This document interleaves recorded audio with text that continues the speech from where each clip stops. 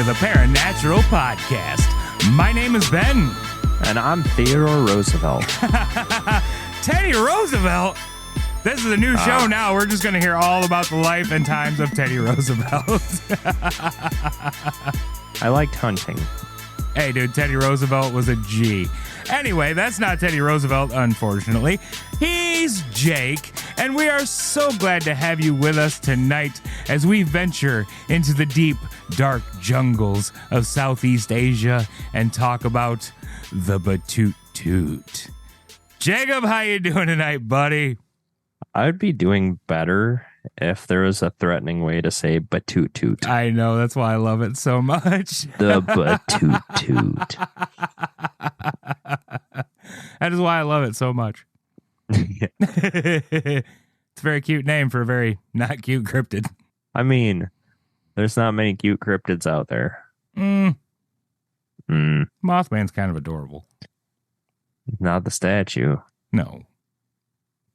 Well, depends on which end of it you're looking at. Anyway. Yes, of course. There's a reason that part's a little shinier than the rest of it, you bunch of perverts. Quit touching Mothman's ass. Yeah, in case you're not aware, that is a real thing. Anyway, how you doing, buddy? Pretty good. How are you? I'm doing all right. Doing all right. Good. Coming off a little vacation. Had a good week off. Hooray. So, I got to go back to work tomorrow. That sucks. Hooray. And we got even better news, Jacob. What's that? We're on YouTube's now.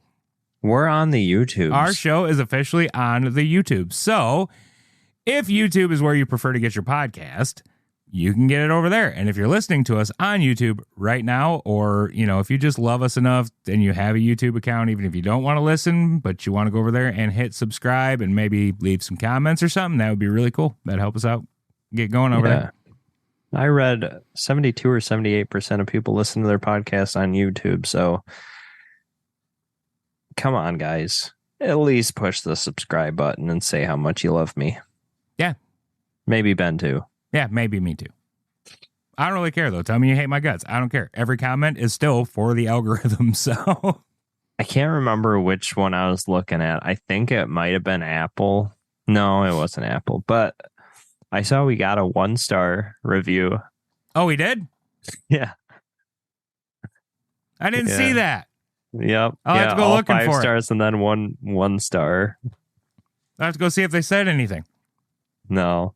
Oh, dicks. Cowards. Chicken shit. I doubt you're listening, but if you are, tell us why you hate us. We want to know. Yeah. Ass face. You know, I think I know what it is. They weren't loved as a child, so they're just spreading the hate. Yeah, they didn't get enough hugs.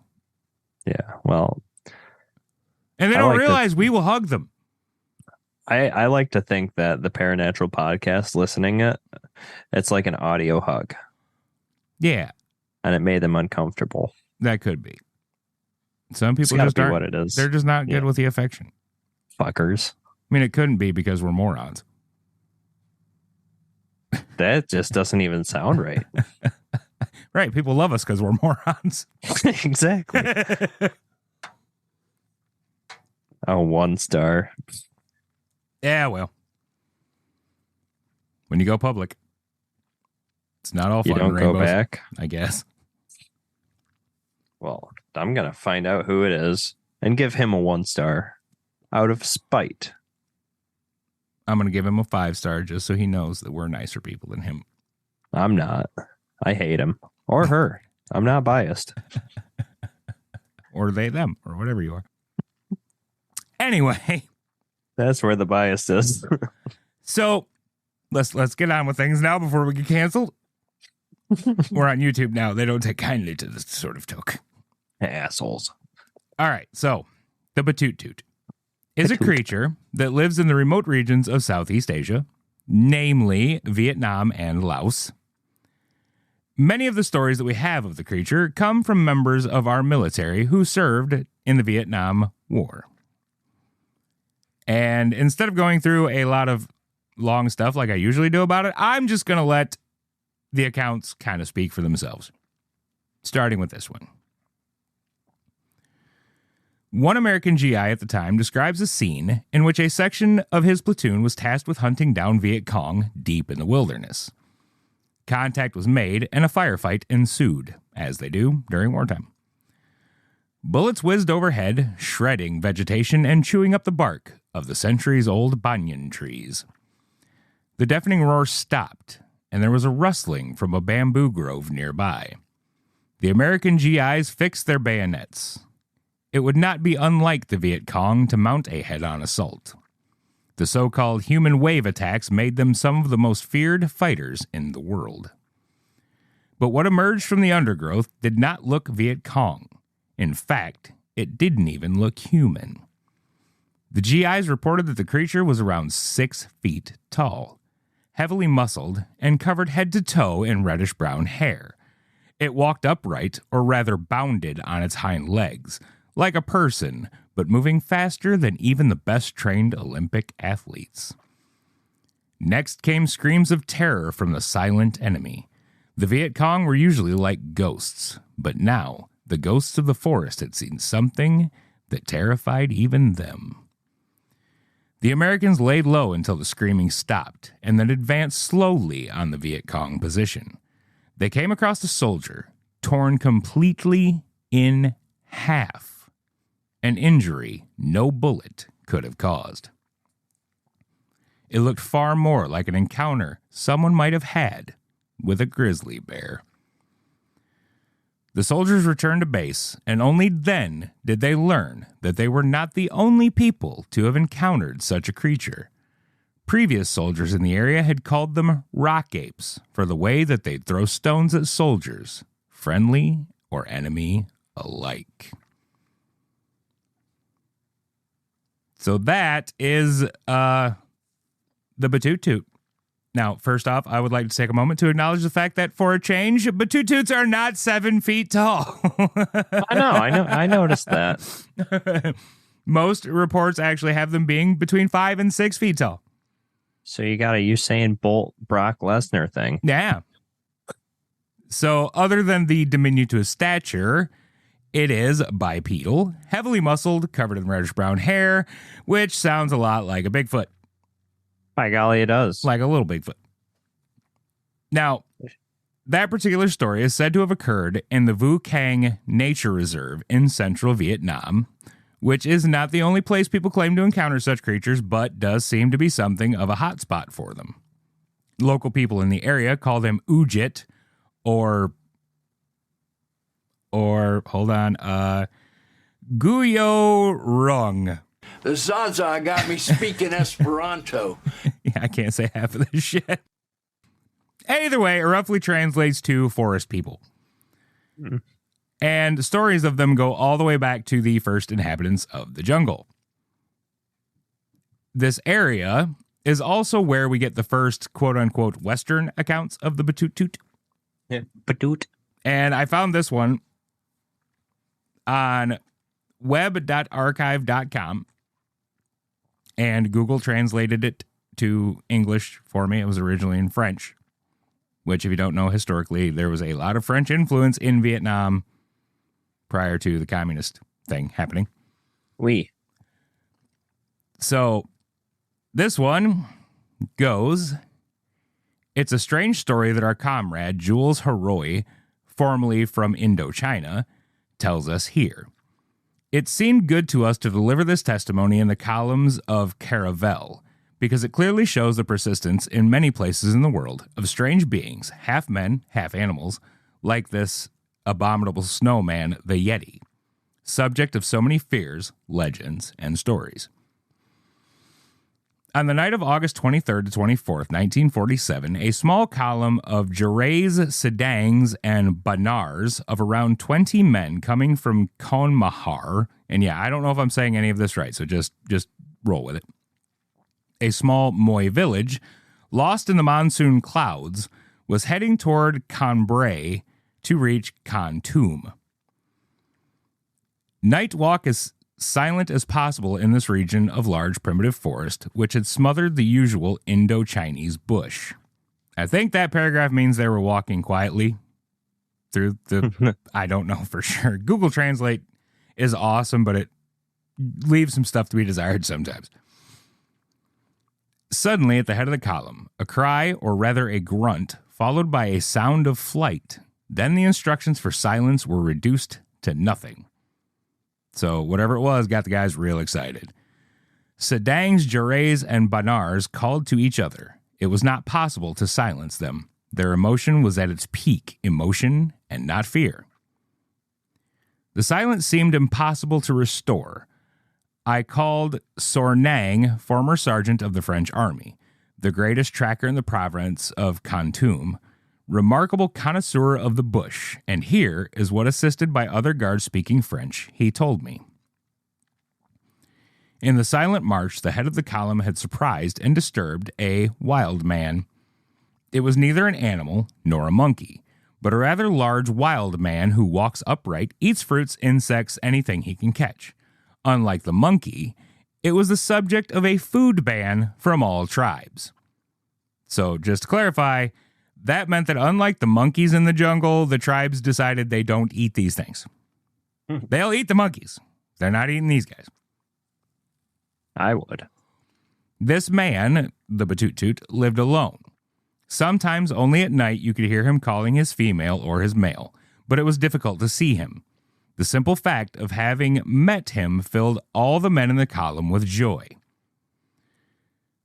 A nasty sore from cutting grass making it necessary to return to Khantoum, to the rare sulfonamides or something in our poor hospital, it was not possible to find a few traces in the spongy soil of the undergrowth, so they couldn't track it.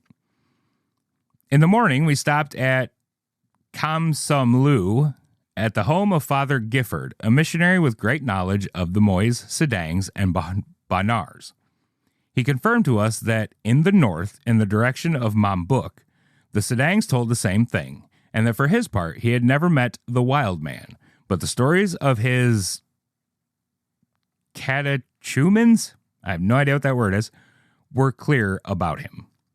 That is the, take it for what you will, report that I looked up from 1947. Now, it's not exactly the most detailed or interesting encounter story, but I included it for a few different reasons. One, it is the first recorded Western encounter, and that is noteworthy on its own.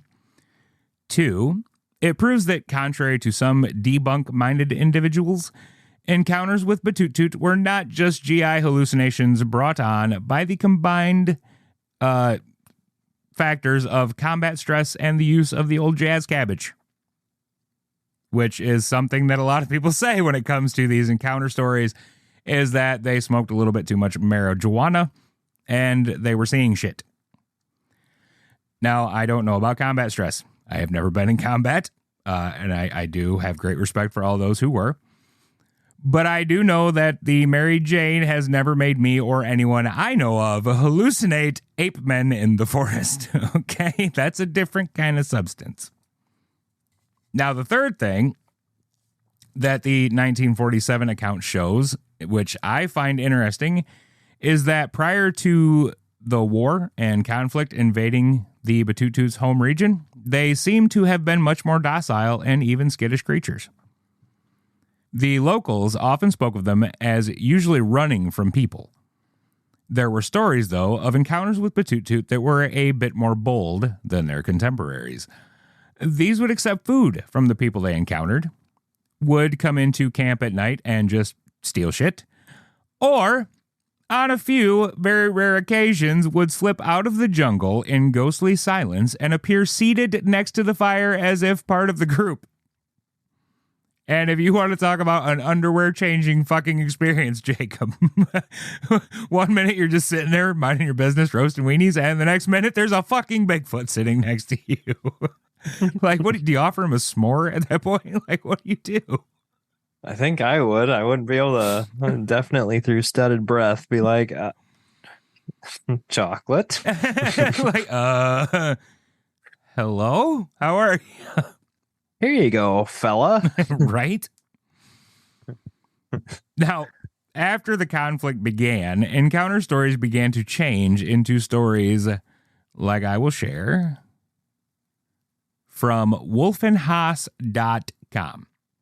This is where I found these stories all over the web, but this is a nice, like, this guy kind of just lists a bunch of them that are pretty good. So, as the legend goes, a unit of 6 men from the 101st Airborne Division were resting in the jungle. Their patrol was made difficult by the terrain and the oppressive heat that hung thick in the air. Suddenly, the trees at the top of a nearby hill started shaking. Assuming that it was a Viet Cong ambush, the soldiers sprang to action. Their anxiety turned to confusion when an elongated head popped out from behind a tree. The creature that emerged from the jungle was around 5 feet tall. It was covered in red fur, save for its face, palms, knees, and the soles of its feet. The ape thing opened its huge mouth and screamed at the soldiers. Dark eyes set deep in its face, filled with rage. The thing was jacked and stood comfortably on 2 feet like a person. After watching the soldiers for a while, the creature disappeared back into the jungle from whence it came. Confused more than frightened, the soldiers debated the identity of the creature they had just seen. Some thought it was an orangutan. Others were quick to point out that orangutans weren't native to Vietnam. Which is true. There were at one time orangutans in Vietnam, but they had been extinct there for like a couple thousand years. Another account, attributed to the diary of Robert Baird, tells of another strange encounter in 1968. Baird's unit was stationed at a camp when strange noises broke the relative silence of the night. The soldiers were unable to identify the sounds as wildlife or the enemy. One soldier, nicknamed Poncho, went to investigate the sounds. He walked up to the communications bunker, which was located atop a hill. Finding nothing, Poncho made his way back down to his troop. The other soldiers saw Poncho stop, peer at something in the woods, and let off several panicked shots from his rifle. Poncho raced back to the camp. He was visibly freaked out, which made sense when his compatriots heard his account. According to Poncho, he noticed a bush on his way back that hadn't been there when he first passed. Leaning in to check it out, the bush unfolded and grunted at him.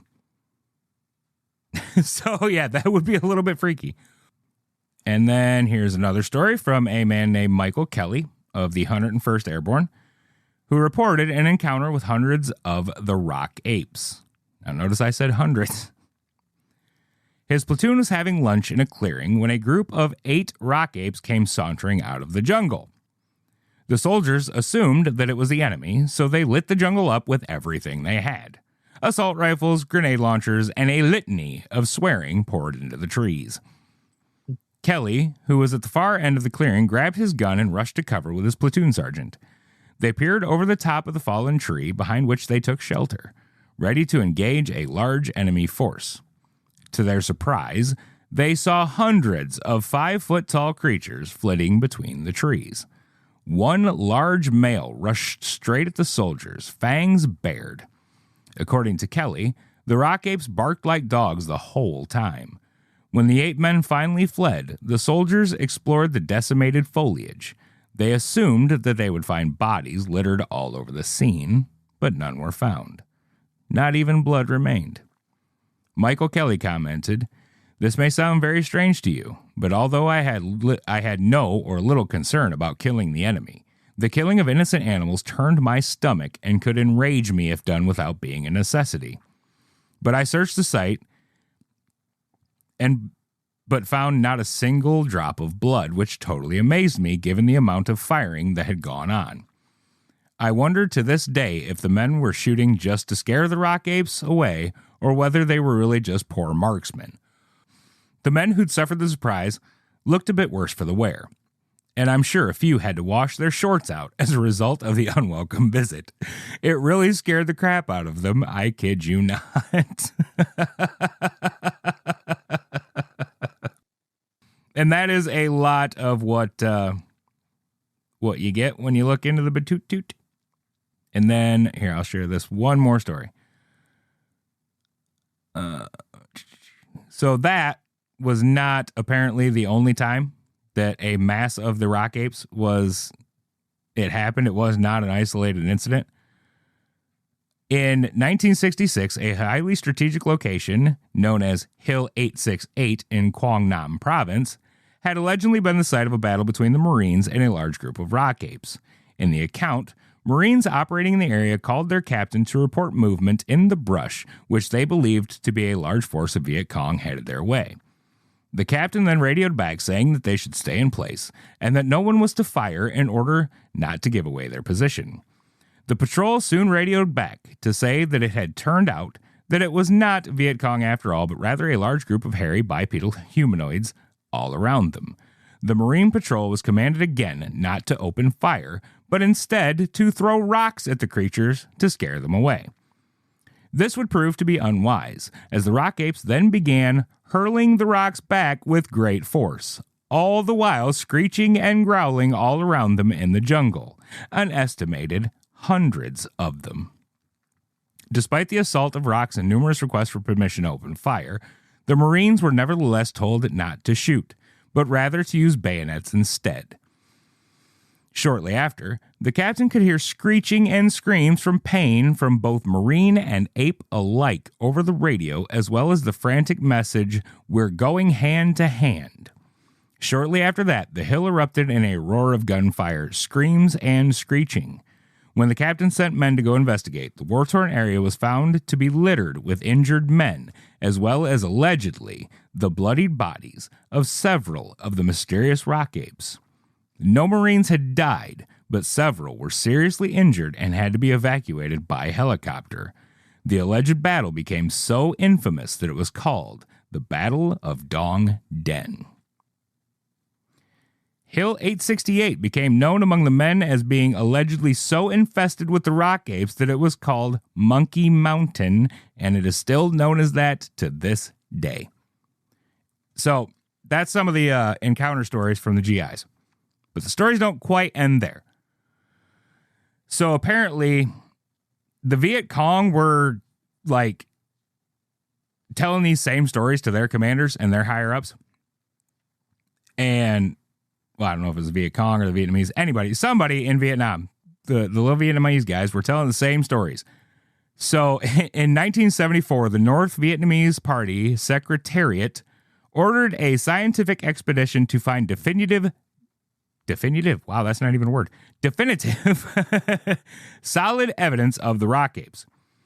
Professor Vo Coy of the Vietnam National University was chosen to conduct the investigation, and while they did not see any of the beasts, they did find some curious tracks out in the remote jungle. A cast was made by one of them of the footprints, which was sent to be analyzed and was found to be wider than a human print, but too large to be that of an ape. Other expeditions followed up on the find, including one led by North Vietnamese General Hoang Minh Thao, but were unsuccessful.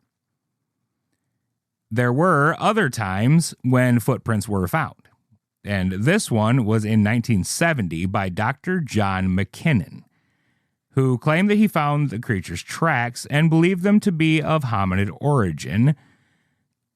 And when he asked the locals what could have made them, they told him the Batutut. The tracks were described as having human-looking toes, but being around the size of those of an Asiatic black bear, which are not native to Vietnam either. McKinnon wrote of his findings in 1978 in his book In Search of the Red Ape, although he would never find definitive proof that the rock ape, or Guyo Rung, ever existed. McKinnon would nevertheless discover several new species of large mammal in the Vu Cang Mountain rainforest in 1992, demonstrating that the region was more than capable of hiding large new species from sight. And I'm pretty sure that it was the cast made by McKinnon that Dr. Jeff Meldrum, who is a forensic anthropologist and expert in human foot morphology and bipedalism, studied and said, yeah, these are real tracks. They're legit. I mean, if you care what Jeff Meldrum says. I certainly do. He's been well outspoken in the Bigfoot world, talking about various casts and trackways and things like that. He's been on Monster Quest, that show from History Channel, which, you know, all opinions about that show are fair. I'll just say that, you know, yes, they stage a few things, but they also do some real things. So So that is the story of the Batutut. Now, I have already covered what a lot of debunkers say about the GIs and fog of war and the Mary Jane being the excuse. You want to hear the other ones, Jacob? Mm-hmm. They're orangutans. Somebody doesn't know what an orangutan looks like. Yep. Okay, sure. I mean, some of the description is close. Like 5 foot tall. An orangutan is about 5 foot tall, like a male. They're orangey, red colored, brown colored, sure. I don't remember hearing any stories of orangutans ripping people in fucking half. I didn't know they barked either. I'm not sure what sound orangutans make, to be fair. A howl. But generally, orangutans encountering people run. They don't throw rocks. Mm-mm.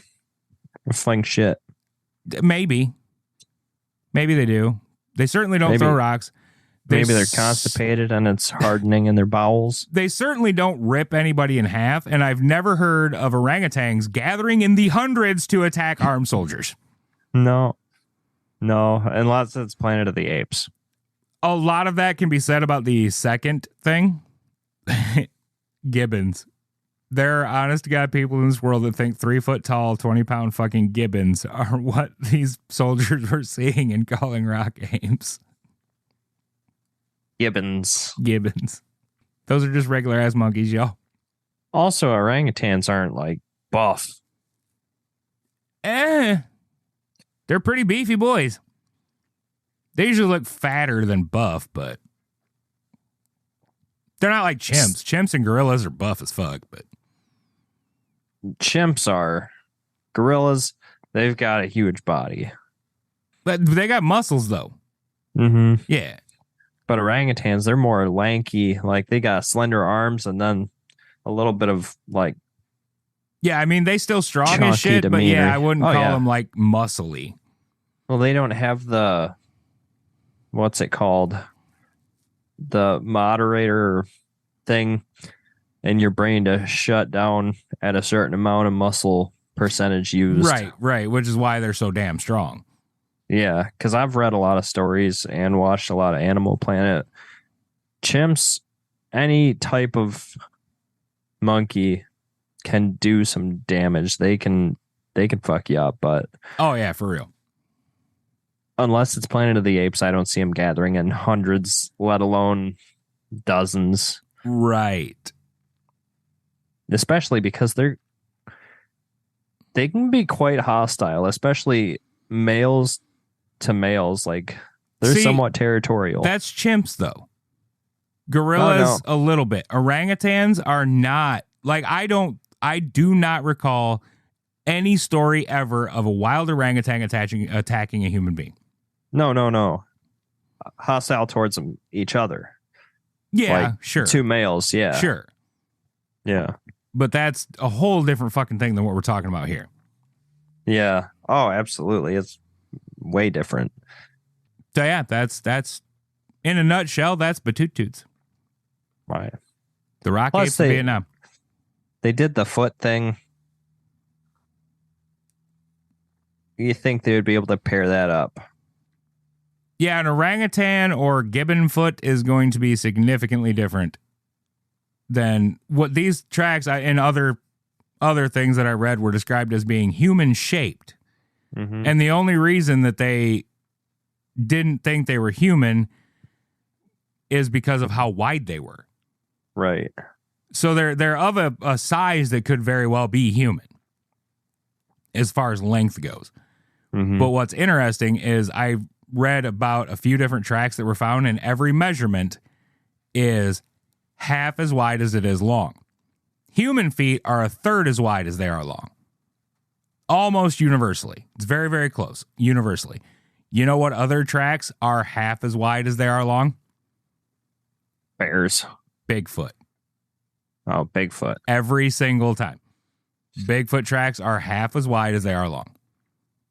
Also, please don't make fun of me if I'm wrong, but don't apes have opposable thumbs on their feet? That is correct. They do, which is very easy to differentiate in a track. They have elongated toes. Like their toes are quite long they got because they hand grab feet. stuff. Yeah. Yeah, they got hand feet. Yeah. So I definitely like the human type footprint. That doesn't fit. No, it would definitely have to be a humanoid of sorts. Correct.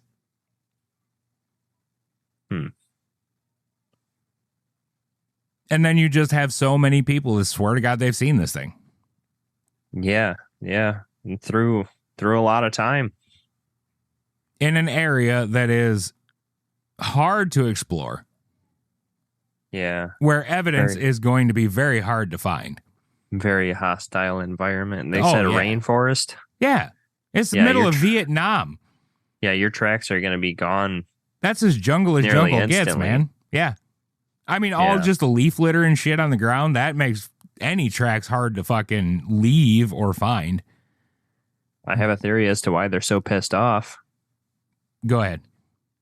You ever see the traps that the Vietnam set out for Oh, yeah, us? no shit. Yeah, a Batutut steps in one of those bamboo stickers Mm-hmm. or falls in the pit of snakes or has the bamboo spikes fall on it. I bet that's going to piss a Batutut off. Yeah, for sure. Which they said that they really started to get agitated. I can't remember what the operation was, but essentially what the Americans did was they blasted noise into the jungle to try and like scare or psychologically fuck with the Viet Cong. And allegedly that's when the Batutut started to get kind of fucking pissed off. And wasn't it Vietnam that the Geneva Convention kind of... No. That was the last time that... No? They were using like Agent Orange in the forest, weren't they? Oh, yeah, for sure. Yeah. Let's look it up. When was the Okay. Geneva Convention? Please hold. Please hold. Yeah, This is a yep. Google pod. Yep. Second World War. Second World War. That was the Yeah. when they updated the terms. Okay. But I know a few people's grandparents who are suffering from like various forms of lung disease because of like Agent Orange from Vietnam and stuff. Oh yeah, they did some really nasty stuff over there. Yeah. And a lot of nasty stuff was done in return. So yeah, It's a good there's story. the stories of the Batutut. There are plenty more out there if you're interested in them, folks. All right, Jacob, any final thoughts there? I said my thoughts. All right, then.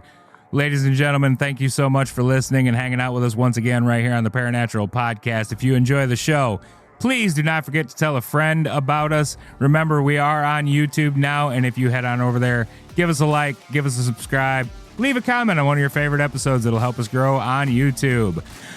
Until next time, we love you. Good night. Get on YouTube, people. It ain't that hard. Love you. Bye.